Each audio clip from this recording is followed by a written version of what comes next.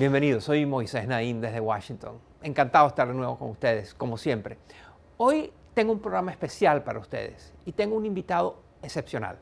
Se trata de un hombre al que han llamado el arma secreta de la diplomacia de Estados Unidos.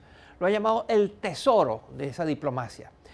Es el embajador William Burns, Bill Burns, quizás el más influyente, el más importante diplomático en los últimos 30 años en Estados Unidos.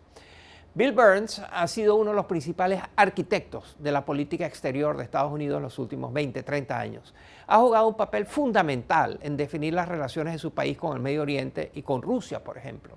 Es además también uno de los principales protagonistas de las negociaciones secretas entre Estados Unidos e Irán que culminaron en un histórico acuerdo internacional para el desarme nuclear de ese país en el año 2015. Un acuerdo que, como sabemos, ahora el presidente Donald Trump intenta desmantelar. Por si fuera poco, Burns conoce también íntimamente la política interna de Estados Unidos. Ha interactuado de manera muy intensa, muy sistemática, muy profunda con el sistema político de Estados Unidos. Ha trabajado para el presidente Clinton, para el presidente Bush, para el presidente Obama. En el 2014, Burns se retiró del servicio público y pasó a ser el presidente del Carnegie Endowment, un centro de investigaciones con el cual yo también estoy afiliado. El embajador Burns acaba de publicar sus memorias en un libro que él ha titulado El Canal Alterno. El libro ha sido muy bien recibido, ha tenido elogios de importantes figuras de la política estadounidense, tanto de republicanos como de demócratas. La exsecretaria de Estado Madeleine Albright, que es del Partido Demócrata, la exsecretaria de Estado Condoleezza Rice, que es del Partido Republicano. Hoy hablo con él de sus principales éxitos y retos, fracasos y desafíos. A continuación, mi conversación con él. Usted ocupó cargos muy importantes en su carrera y voy a escoger 4 o 5 y le voy a preguntar, en esos cargos, ¿qué fue lo más importante que sucedió? Por ejemplo, cuando fue embajador en Jordania, ¿qué pasó? El momento más importante de esa época fue el fallecimiento del rey Hussein a comienzos de 1999. El rey Hussein había estado en el trono por 47 años y la sociedad de Jordania no conocía ningún otro líder. Poder jugar un rol en la estabilización del país en este complicado momento de transición del rey Hussein a su hijo, el rey Abdullah, fue una oportunidad importante como diplomático. Después lo trajeron de regreso a Washington y lo pusieron a cargo del Medio Oriente. ¿Cuál fue el momento decisivo, más importante de ese cargo? Bueno, yo dirigí la oficina del Medio Oriente del Departamento de Estado por 4 años durante la presidencia de George Bush hijo, entre 2001 y 2005. El momento más importante fue definitivamente la guerra en Irak en 2003. Yo pensaba que era una mala idea, pero admito que mis propios esfuerzos por señalar todo lo que podría salir mal al derrocar a Saddam Hussein fueron imperfectos y notablemente ineficaces. Sigo creyendo que fue un error trágico por parte de los Estados Unidos. Y de ahí lo mandaron de embajador a Rusia. ¿Qué pasó? El momento más memorable cuando fui embajador en Rusia fue mi primera reunión con Vladimir Putin en el verano de 2005. Fue en el Kremlin, que, como bien sabes, Moisés, es un lugar construido para intimidar a los visitantes y especialmente a los nuevos embajadores. Allí recorrí unos pasillos larguísimos y muy adornados y al llegar al final de uno de ellos me encontré con 2 puertas de bronce enormes, de las que salió Vladimir Putin, quien, por cierto, no es muy intimidante en persona. Me miró fijamente a los ojos como acostumbra, y antes de que yo pudiera decir una palabra me dijo: ustedes los estadounidenses necesitan escuchar más. Ya no puede ser todo a su manera. Podemos tener relaciones efectivas, pero no solo bajo sus términos. Y usted ha dicho que en esa primera conversación con Vladimir Putin, usted ya pudo entrever algunas de las posturas que él iba a tomar, de las políticas que iba a tomar, que condujeron y terminaron con la intervención de Rusia en las elecciones de Estados Unidos en el 2016. Bueno, me gustaría poder decir que lo vi de manera clara. Pero lo que sí pude ver en ese momento fue un líder ruso que creía que Estados Unidos se había aprovechado de Rusia en los años 90, cuando el país estaba en un momento vulnerable. Por eso, cuando Putin vio la oportunidad de aprovecharse de la polarización política y la disfuncionalidad en Washington durante nuestras elecciones en 2016, no dudó en hacerlo. Y después de la embajada en Rusia lo trajeron de número 3 del Departamento de Estado, el jefe de las operaciones políticas se llama. Y de ahí lo promovieron y lo nombraron viceministro de Relaciones Exteriores. Era el número 2 del Departamento de Estado, y mientras la ministra era Hillary Clinton. Trabajé en esa posición primero con Hillary Clinton y luego con John Kerry, y pasé bastante tiempo liderando las negociaciones, al principio secretas, con Irán sobre el asunto nuclear. Fue nuestro intento de usar la diplomacia para impedir que Irán desarrollara un arma nuclear. ¿Qué lecciones sacó usted de esas negociaciones secretas? Hay que tener en cuenta que al momento de las negociaciones habían pasado 35 años sin contacto diplomático sostenido con Irán, por lo que las relaciones entre Irán y Estados Unidos eran como un campo minado y nadie tenía un buen mapa para atravesarlo. Pero estábamos decididos a intentar prevenir, mediante la diplomacia, el desarrollo de armas nucleares por parte de Irán. Entonces condujimos 9 o 10 rondas secretas de diálogo con los iraníes. Muchas de ellas se llevaron a cabo en Omán, donde nos reuníamos durante 2 o 3 días cada vez y progresamos mucho más rápido de lo que habíamos imaginado.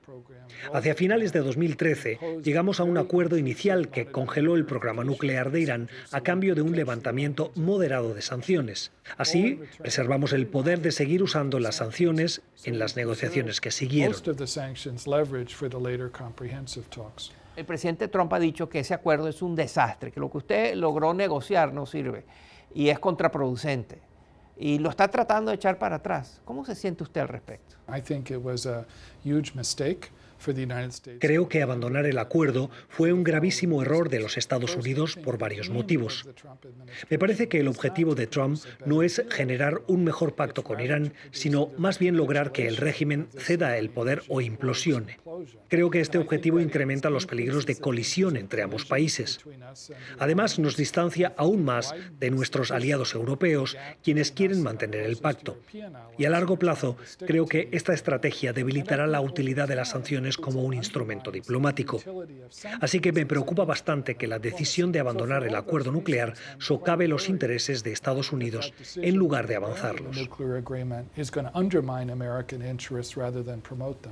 ¿Cuál fue la decisión más difícil que usted ha tomado en su carrera? El momento más difícil fue en septiembre del año 2012, cuando 4 de mis colegas fueron asesinados en Bengasi, Libia. En ese entonces, yo era subsecretario de Estado de Estados Unidos y estaba en Bagdad, por lo que viajé con los restos de mis colegas en un avión de la Fuerza Aérea a una base de la costa este de Estados Unidos. Fue un vuelo larguísimo en el que íbamos 4 ataúdes con banderas estadounidenses y yo. En esos momentos te das cuenta de los riesgos del servicio diplomático y se profundiza el orgullo por este trabajo y el respeto por los sacrificios que las personas hacen. El presidente Trump y su equipo están echando para atrás una gran cantidad de acuerdos internacionales en los cuales usted jugó un papel fundamental. La participación de Estados Unidos en el Acuerdo Internacional de Comercio en Asia-Pacífico, el acuerdo climático en París, un acuerdo misilístico con respecto a Rusia. En fin, ¿cuál es el que más le duele de todos esos? Diría que hay 2. La decisión de abandonar el Acuerdo de París y el Acuerdo Transpacífico de Cooperación Económica, que es el nuevo gran acuerdo de comercio global que habría entrelazado al 40% de la economía mundial. Ambas decisiones tienen altísimos costos. En el caso del Acuerdo de París, cada año se vuelven más evidentes los peligros del cambio climático, que es la más grande amenaza existencial. Y al salirnos del acuerdo, estamos perdiendo tiempo para actuar.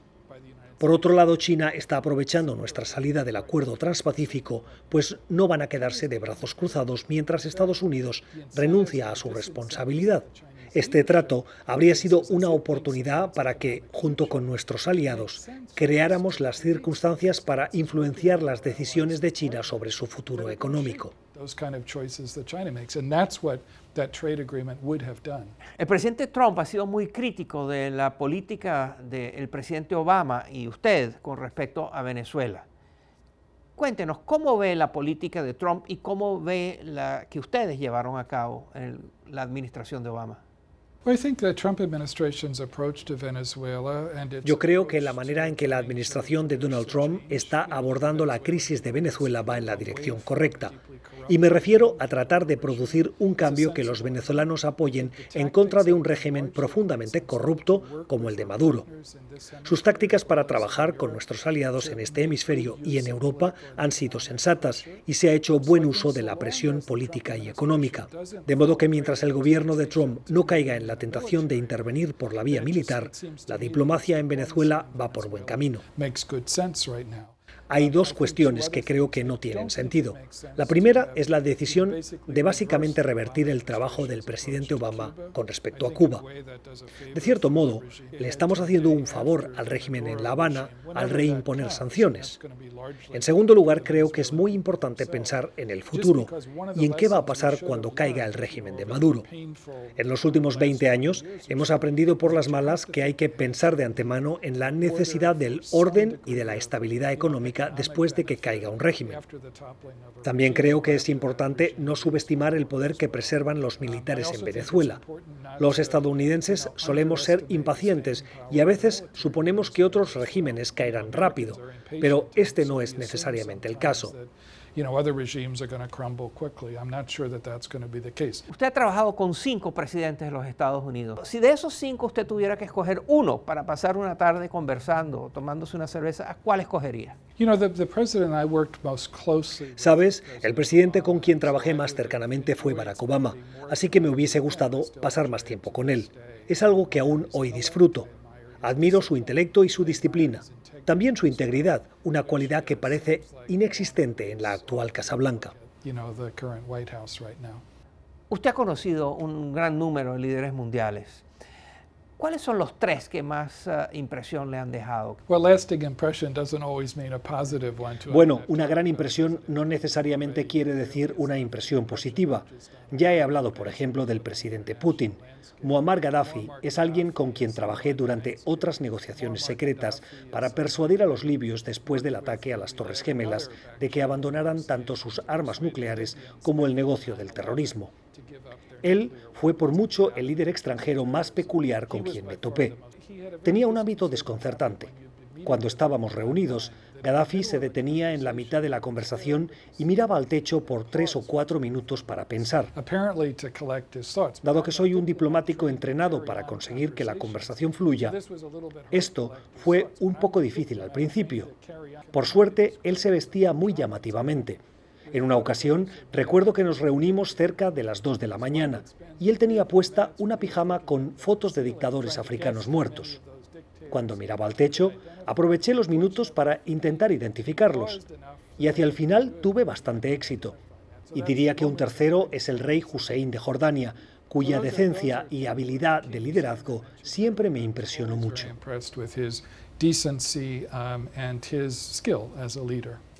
Viéndolo hablar de todas estas cosas y lo que hay que hacer, me pregunto, ¿qué es lo que usted más extraña de no estar en el gobierno? ¿Qué echa de menos? La gente. Por más de 3 décadas y media disfruté trabajar con otros funcionarios del gobierno comprometidos con los intereses de Estados Unidos y convivir de acuerdo a los valores que son importantes para los estadounidenses y para otros ciudadanos alrededor del mundo. Me duele ver una era en la que el servicio público se ha visto degradado. Considerando el panorama internacional y el momento que vive la sociedad estadounidense, hoy necesitamos funcionarios decentes y comprometidos más que nunca antes. William Burns, Bill Burns, un diplomático, quizás el diplomático más influyente de su generación, ha cambiado el mundo a través de sus actividades y es llamado el arma secreta de la diplomacia de Estados Unidos. Muchas gracias. Thanks so much.